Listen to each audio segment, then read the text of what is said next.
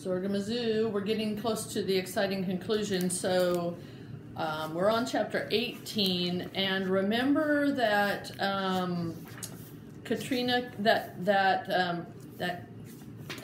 guy, what's that? She was in that machine, and she did a whole bunch of changes, and then that bubble started getting different kind of gas in it, and she said that it was enchantium gas, and that Dulbert thought that she'd broken it and it wasn't going to work anymore, and the gas that runs everything, it wouldn't work, and she said no, it's more powerful. So here we are. Enchantium what? Enchantium what? Was Dulbert's reply. I imagine you think I'm a gullible guy. Enchantium gas? It's a fib. It's a hoax. It's a trick, as they say, with mirrors and smokes. But no, said Katrina, I'm willing to bet this stuff has more power than anything yet. Colors? Cried Dulbert. They're useless. They're junk. And to claim they have power, it's nothing but bunk. He turned to the dials in his video screen. Just look at these gauges. You'll see what I mean. But guess what, my good reader? Katrina was right. To Dulbert's surprise and to Dulbert's delight, his energy gauges were spinning like mad, much faster, you see, than they formerly had. Amazing, breathed Dulbert. In fact, you're correct. There's more energy here than I'd ever expect. But Katrina, he whispered, what did you do? This substance, it's almost too good to be true. But of course it was true, and Katrina explained her modification was simply attained by giving the wires a bit of a snip, switching them round in a bit of a flip. In reversing the flow, she had hoped to coerce the whole apparatus to work in reverse. In place of the steam that was dreary and dim, it sought out a gas full of vigor and vim. And if you don't believe such a vapor exists, a gas made of vibrant, colorful mist, then shut your eyes now, scrunch them up tight, and you'll see it like flashes of colorful light. That's how it begins. As thoughts in your mind, they spiral and tumble, they whirl and unwind. Like tedium steam, they come out of your head, but not when you're bored, when you're thinking instead. I'm sorry, said Dulbert, for being so cruel. This enchantium gas is a far better fuel. You've convinced me, Katrina, I have to concede. I see now enchantment's the thing that we need. Excitement and wonder, amusement and mirth, that's what we need from the people on earth. Then he turned to his panel of buttons and light. Okay, then, he said, let's put everything right. He led everyone out of their cages and crates and down to the somber menagerie gates. They're rising like the pipes on a stove, like a thicket of trees in a curious grove, were the Graylian rockets preparing for flight, rumbling and steaming and teeming with light. Here we are, Dulbert said with a generous grin. All aboard, everyone. Let's get everyone in. The first to climb up was Katrina Cottrell, then all of the creatures, and the Zorgles as well, until all were aboard, the great and the small, with the lonely behemoth, the last of them all.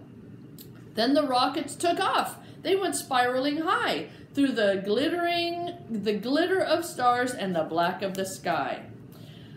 Meanwhile, on Earth, very little had changed. Papers were shuffled and goods were exchanged. Most people, you see, were the same as before. They were leading their lives, no less and no more. Stuck in their offices, buildings, and cars, never once looking up at the twinkle of stars. To so many people, the world was a bore. It might even remind you of Grey Ballon 4. So perhaps you'd imagine their utter surprise when early one evening, from out of the skies, came an army of Graylian rockets from space, sweeping out of the clouds at a perilous pace. They arrived and alighted with effortless ease, like feathers at play on a delicate breeze.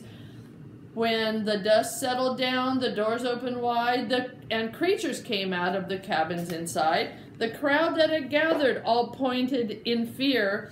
Nearly everyone thought that invaders were here.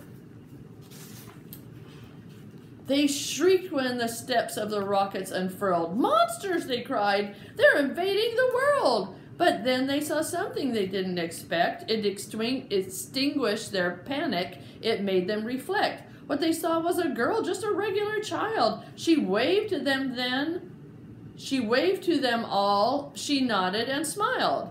At her side was a creature all covered with hair. A warthog, perhaps? Or maybe a bear? Well, whatever it was certainly weird. It had horns on its head and a whiskery beard.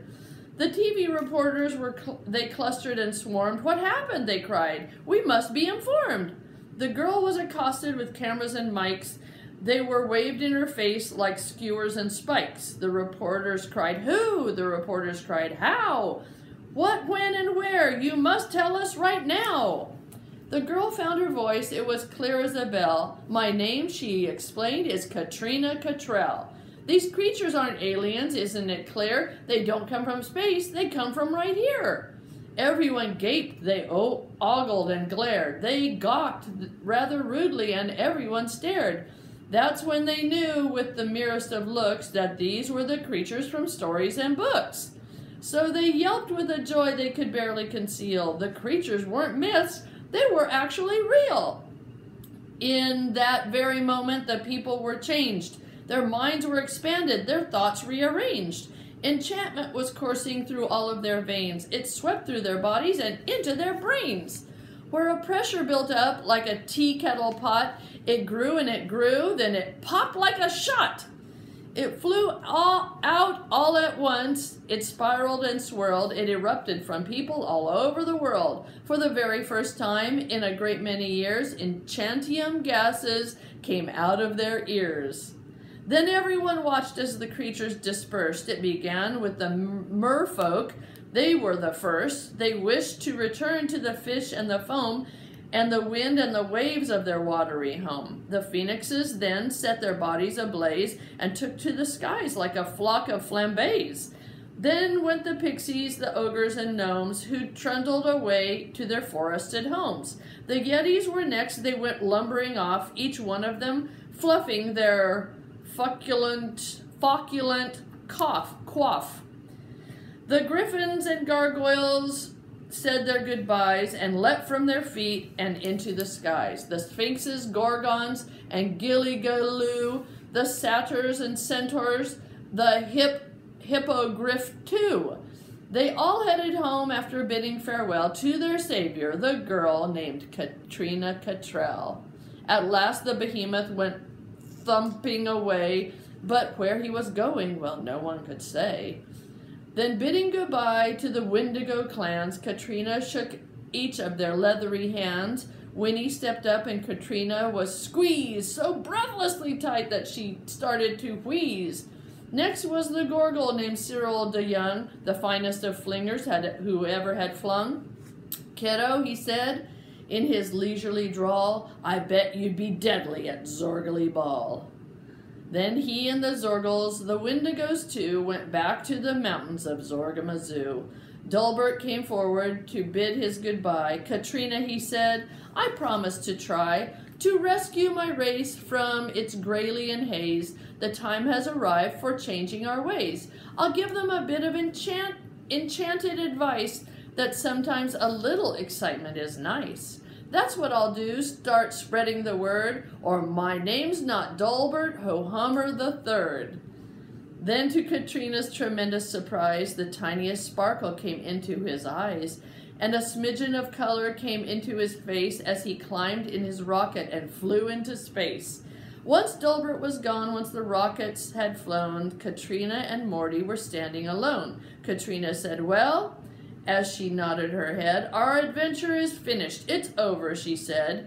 She regarded her friend with a wavering smile. She put out her hand. It hung there a while. Morty reached out and he gave it a tug, and their handshake abruptly turned into a hug. Aww. Then Morty stepped back. He mumbled and frowned.